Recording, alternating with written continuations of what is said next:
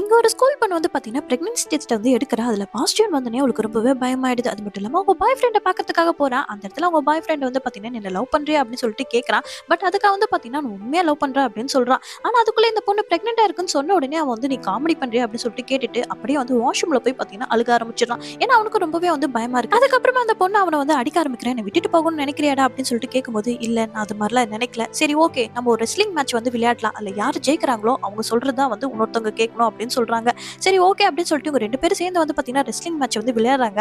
அதுல வேணுட்டே வந்து பார்த்தீங்கன்னா, இந்த பொண்ணோட டெசிஷன் தான் வந்து வரணும் அப்படின்றதுக்காக அவன் தோத்து போறான். இப்ப இந்த பொண்ணு வந்து ஜெயிச்சிடுறா. அது மட்டும் இல்லாம அவளுக்கு ரொம்பவே எமோஷனலா இருக்கு. அவனோட கைய பிடிச்சிட்டு வந்து பார்த்தீங்கன்னா, அவன ரொம்பவே வந்து நான் லவ் பண்றேன். அது மட்டும் இல்லாம நீ இல்லன்னா இருக்க முடியாது. இந்த குழந்தை என்ன பண்றதுன்னு தெரியல. ஆனா 2 பேரும் வந்து பார்த்தீங்கன்னா, ரெஸ்பான்சிபிலிட்டி எடுத்துப்போம். 2 பேரும் சேர்ந்து வளர்ப்போம் அப்படின்னு சொல்றா. அந்த சமயத்துல அவன் எதுவும் சொல்ல மாட்டான். ஸ்ட்ரெயிட்டா கிரவுண்டுக்கு வந்து பார்த்தீங்கன்னா, ஐ லவ் யூ ஜெனின்னு சொல்லிட்டு எல்லார் முன்னாடியும் அந்த பொண்ண நேசிக்கிறேன் அப்படின்றத எல்லார்கிட்டயும் சொல்லிடுவான். அந்த பொண்ணு வந்து பார்த்தீங்கன்னா, அதுக்கப்புறம் ஹாப்பி ஆயிடுவா.